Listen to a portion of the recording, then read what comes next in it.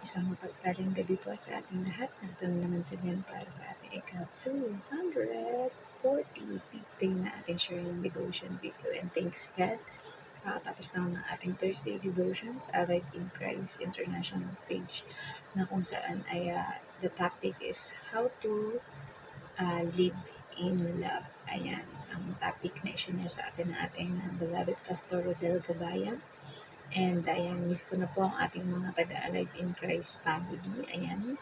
And ang Alive in Christ Baguio din po ay magkakaroon ng water baptism and church service sa beach. Ayan. So, nga po ay makadalo ang mga nandyan sa Baguio City. And we are continue praying for the growth. And thanks God for the first year anniversary ng Alive in Christ Baguio sa Pilipinas. Na pinapacilitate ng ating Pastora Joy Habon at ng kanyang mister na si Bro Stanley Habon. Ayan. So, bago tayo dumako sa ating share ng devotion video, I do hope and pray that everyone is in a good condition. Ano ng ating mga pinagdadaanan, stay in love with the Lord. Ayan. And syempre, we always do everything in love, kagaya na naging topic sa ating Thursday devotion. So, bago po tayo dumako sa ating share ng devotion video, ay huwag po natin kakalimutan ang manalangin sa ating Panginoon. Let us pray. Ama namin Diyos na makapangyarihan sa lahat, nandito po kami Panginoon. Unang higit ay nagpapasalamat Panginoon sa buhay, kalakasan at hininga na ipinagkakaloob mo sa amin. At ngayon, dadako na naman po kami muli sa pagbulay-bulay na inyong mga salita, Panginoon. I pray, Lord God, na ang inyong banal na Espiritu, Panginoon, ang siyang gumabay sa amin. At alam namin na kayo ang may kakayang humipo sa lahat ng taong makakapakinig, makakabasa o makakapanood nito, Panginoon, upang magkaroon ng divine na pagbabago sa buhay nila, Panginoon. Kung kailangan na mabago ang kanilang masasamang pag-uugali, ang puot, galit, inggit, at anumang sama ng loob na nasa puso ng bawat isa, Panginoon, palitan niyo po ito ng love na nagmumula sa inyo, Panginoon. We also thank you, Lord God, para po sa darating na pasukan or school year muli ng aming mga anak at ng mga bawat estudyante. Panginoon, we pray, Lord God, for the teachers, for the students, Panginoon, na nawa, Panginoon, ang divine wisdom, Panginoon, na nagmumula sa inyo, Panginoon, at ang pagpaprovide, Panginoon, ang mga school supplies, mga tuition fees, Panginoon, at lahat ng mga expenses, Panginoon, na gagamitin ng mga student, Panginoon, maging ang aming mga anak, Panginoon, at mga kakilala, Panginoon. Ay alam po namin, Panginoon, that you are the God who provide, Panginoon. At alam po namin at nakasisiguro kami na ang kanilang magiging pag-aaral ay nakalulugod sa inyo, Panginoon. Ngayon din po, Lord God, we pray para sa buhay ng aming mga amo, Panginoon. Salamat po sa buhay nila, Panginoon, na nagiging daluyan ng pagpapala upang kami ay may maipadala, Panginoon, sa aming mga pamilya sa Pilipinas, Panginoon. Kayo po ang magpala sa lahat ng aspeto ng buhay ng aming mga amo, sa trabaho, sa negosyo, Panginoon, sa kalusugan, Panginoon, at anumang mga ways o paraan, Panginoon, na pagkitaan. We pray also, Lord God, for the harmonious na relationship o pagsasama, Panginoon, ng bawat isa sa aming, Panginoon. And we know, Lord God, na magiging smooth sailing ang lahat ng bagay, Panginoon. At we pray, Lord God, at patuloy kami nagpapasalamat sa ginawa at tinapos na gawa ng Panginoon Jesus sa krus ng Kalbaryo ng pag-aalay ng kanyang buhay para sa katubusan ng aming kasalanan, Panginoon. At sa Holy Spirit na siyang gumagabi sa aming, Panginoon, upang ang aming magagawang mga aksyon, pananalita, Panginoon, o pag-iisip at laman ng aming puso, Panginoon, ay laging nakakonekta sa inyo, Panginoon. Nawa, Panginoon, ay hindi po ang glory po ng inyong lingkod ang makita, Panginoon, but your glory will manifest, and let your light shine upon us. Let us be a light and salt to this world, Panginoon. At kayo po ang magsalita at itago lamang sa inyong likuran ng inyong lingkod. Iba sa humble heart, iba sa spirit, Panginoon, that willing to obey, Panginoon, sa inyong pinapasabi at inyong mensahe sa gabing ito. This we pray in the name of Jesus Christ. Amen. Ayan. So, dumako po tayo sa Lucas 22:52. Ito po yung sinasabi.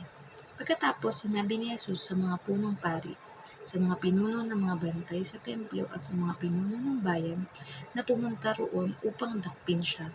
Ako ba'y tulisan at naparito kayong may mga tabak at mga pamalo?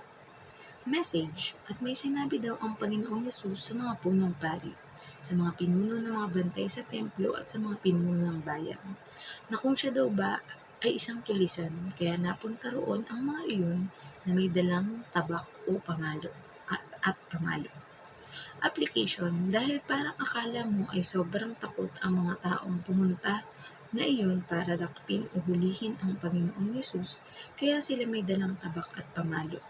Akala siguro nila ay manlalaban ang Panginoon at ang mga alagad nito, pero mali sila ng akala.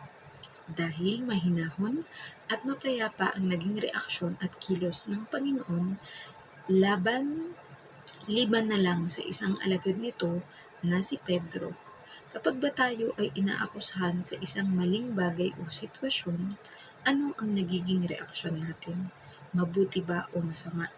Nawa, gayahin natin ang Panginoon na mahinahon pa din ang sagot at reaksyon kahit sa mga taong may masamang balak sa Kanya. So, purihin ang pagkabasa ng mabuting balita ng ating Panginoon, di ba? So, yun na nga, hindi lamang mga pipitsuging mga tao, yung mga nagbalak or humuli sa ating Panginoong Yesus. Diba? Imagine mo, sila ay mga punong pari, mga pinuno ng mga bantay sa templo at pinuno ng bayan. Diba? Kumbaga, kung sa panahon natin to ngayon, they are the powerful person or powerful people on that time, diba? Na talagang bakit sila magsasadya na hulihin ng ating Panginoong Yesus na sila ay mga maimpluwensyang mga tao, diba? So, talagang masasabi natin na nag-full force talaga sila para hulihin ang ating Panginoon. And, syempre, kasama na rin sa kanilang pagpunta ay meron silang mga dalang mga armas, which is mga tabak at pamalo. Ayan, so siguro iniisip nila, ay, marami yung mga alagad at mga tagasunod, baka mamaya lumaban o manlaban, di ba? Mas mabuti na meron tayong daladalang tabak, which is mga kutsilyo or espada, di ba? Or itak man yan kung ano yung pagkakatawag natin sa tabak, di ba? Pero ito ay nakakasugat o nakakasakit based on sa mga naging topic din natin ng mga nakaraan, di ba? And ayun, ang pamalo naman ay hindi natin alam kung made up ito ng kahoy, kawayan o tabla na matigas or kung ito ay gawa sa metal, di ba? Pero ito ay magagamit din para pangproteksyon o makapanakip ng tao, di ba? So kaya ang tinanong ng ating Panginoong Yesus ay, isa ba siyang napakasamang tao, di ba? Kumbaga siya ba ay magnanakaw, siya ba ay kriminal, siya ba ay yung alam mo yun, yung nakakapanakit na ibang mga tao, di ba? Kasi sa pagkaka-aksyon at sa ginawang kilos ng mga taong ito na gustong humuli sa ating Panginoong Yesus ay parang akala mo naman napakasamang tao ng ating Panginoong Yesus, di ba? Na akala nila, o siguro baka natatakot sila na, 'di ba, ang Panginoong Yesus ay gumagawa ng mga miracle o himala, 'di ba? So iniisip nila na baka sa isang iglap kayang-kaya niya tayong pabagsakin lahat or kayang-kaya niya tayong lipulin lahat, 'di ba? Nahuhuli sa kanya. Pero dito mo makikita na ang naging approach or naging reaction ng ating Panginoong Yesus ay peaceful or mahinahon, 'di ba? And puno pa rin siya ng pag-ibig. Tinanong pa rin niya, 'di ba? Na ako ba naman ay masamang tao para ganyan naman yung mga inihanda ninyong panghuli sa akin, 'di ba? Parang kumbaga ang ating Panginoong Hesus na rin yung nagbibigay um, ng magiging reaksyon niya sa mga tao na sasama naman siya ng mahinahon, hindi naman kailangan ng dahas, pananakit, o kung ano man sa paghuli sa kanya, di ba? Dahil kusang loob talaga siyang sasama ng mapayapa at willing siya na mangyari sa kanya kung ano man yung nakatakdang mangyari sapagkat matagal na niyang pinaghandaan yan. Ibinigay na yan sa kanya ng ating Diyos Ama as a mission to this world. Kaya nung kailangan na niyang harapin, and when it says it is the time, kailangan na talagang harapin na ating Panginoong Yesus, di ba? So yun din, ibinalik lang din natin yung question, di ba? na if tayo yung nasa ganong situation, maybe there are people who are hurting you physically, emotionally, psychologically, or kahit ano pa mang mga pananakit nila, di ba? Eh, ano ba yung nagiging reaction natin, di ba? Tayo ba ay still at peace sa ating hindi ba nawawala yung ating peace sa pagsagot or pagbabalik ng tanong sa Kanya, kagaya ng ating Panginoong Yesus, di ba?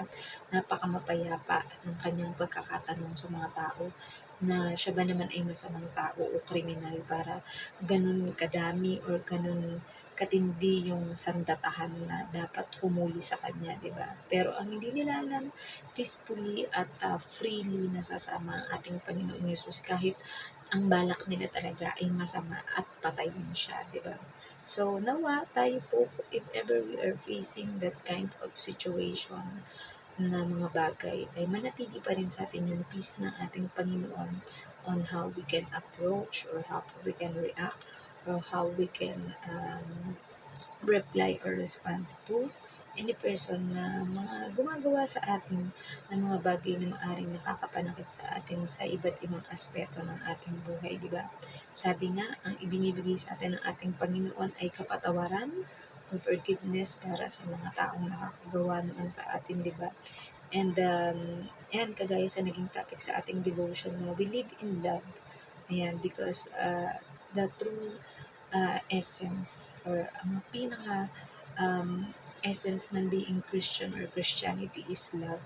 Because sabi nga, iniiwan sa atin ng ating Panginoon ay love, joy, and peace. Ayan. Pero higit sa lahat, pinaka dapat na hindi mawawala sa atin ang love. Because once you are full of love of God, ayan, it's easy for you to forgive, it's easy for you to understand, it's easy for you to show mercy to others dahil kung yung grace nga ni God sa atin, di ba, we are not righteous, hindi tayo karapat-dapat, pero dahil sa tinapos na gawa ng bugtong na anak niya na karapat-dapat na maging atonement sa ating mga kasalanan ay napatawad tayo sa ating mga kasalanan, di ba? Kung tayo, sobrang dami ng ating kasalanan na aminin man natin or hindi, di ba? Pero tinanggap pa rin tayo ng ating Panginoon. So, sino ba tayo para hindi mag-forgive at hindi umunawa at maging always at peace sa kahit sino. Ayan, kahit sa mga kalaban o kaaway mo, di ba?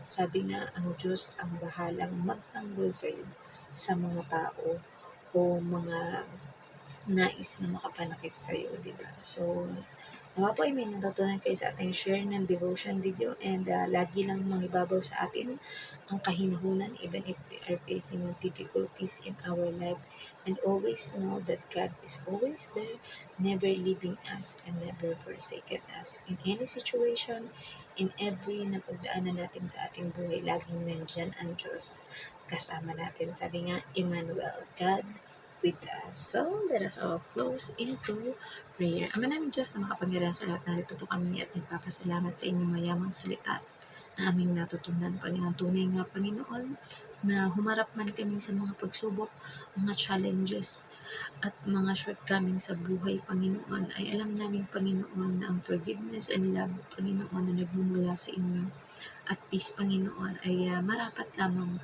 na makita at maipakita namin, Panginoon, sa kapwa namin, Panginoon, because the true sign and true essence of being a Christian, Panginoon, is love, Panginoon. May we do everything in love, Panginoon, and may we grow more into Christ-likeness, Panginoon. Nang sa gayon, Panginoon, ang mga tao, Panginoon, ay masabi na tunay nga na kami ay lingkod ninyo, Panginoon, sapagkat ginagawa namin ang lahat ng may pag-ibig, Panginoon. Ganon din po, Lord God, we pray para sa lahat ng mga dumadanas ng mga pinansyal na mga problema, Panginoon, sa trabaho man ito o sa negosyo, Panginoon, naloko man sila o na-scam, Panginoon, ng mga kung sino, Panginoon. We know, Lord God, that you are the God who provide, Panginoon, and you can bring back all the losses, Panginoon.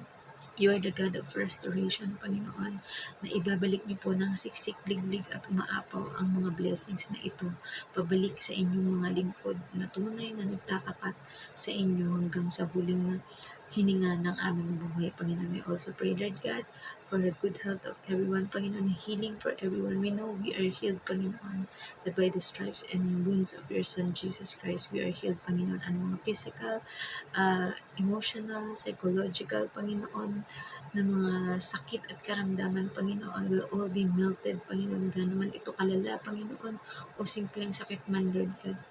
Alam po namin, Panginoon, and we declare that healing be upon each and every one of us, Panginoon. Gayunin po, Lord God, we pray para po sa mga nawala namang mahal sa buhay, Panginoon, that your comfort be upon every one of us, Panginoon. And we know, Lord God, na ang mga mahal namin sa buhay o mga kakilala, Panginoon, na pumanaw na ay living peacefully, Panginoon, kasama ninyo sa inyong kaharian dyan sa langit, Panginoon. Ngayon din po, Lord God, we pray for the pastors, priests, evangelists, teachers, prophets, Panginoon, mga workers, Panginoon, at kahit sa mga ordinaryong membro, Panginoon, all the body of Christ, Panginoon, na sumasampalataya at nananalig sa inyo, Panginoon, and doing the Great Commission, Panginoon, to go therefore and make disciple of all nations, Panginoon, na kayo ang Diyos, na siya mag-iingat, maggagabay, Panginoon, magpo-provide ng lahat ng mga kailangan upang maabot ang lahat ng sulok ng mundo, Panginoon. Ngayon din ng mga OFW, Panginoon, na pinipiling malayo sa mga mahal sa buhay o kapamilya, Panginoon, that ang bawat OFW, Panginoon, ay magiging kasangkapan ninyo, Panginoon, upang maabot ang mga tao na wala pang matibay na relasyon sa inyo, Panginoon. Give us the boldness, Panginoon. Give us the courage, Panginoon, na maipahayag ang inyong mabuting balita o good news, Panginoon, sa lahat ng lugar at sa lahat ng dako, Panginoon. We also pray, Lord God, para sa bansang ito na Hong Kong, Panginoon, na kung saan kami ay nagtatrabaho, Panginoon. Thank you, Lord God, na dahil sa bansang ito, Panginoon, ay meron kaming na ipoprovide para sa aming pamilya, Panginoon. But lalong higit, Panginoon, kayo ang the best Father and the provider, Panginoon, ng lahat ng aming pangangailangan.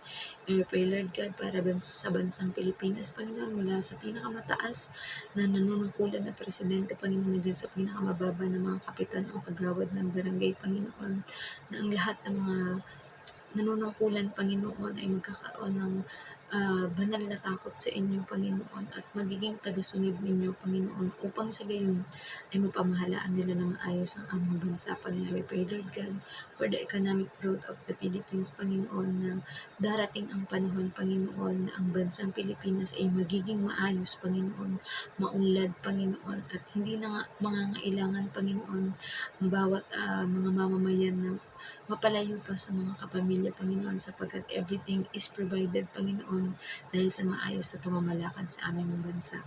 We also pray, Lord God, for the Israel, Panginoon, yung chosen country, Panginoon, ang inyong chosen nation, Panginoon, na mas marami pa, Panginoon, at lahat ng mga Israelita, Panginoon, ay magkakaroon ng banal na pagkatakot at pananampalataya sa inyo, Panginoon.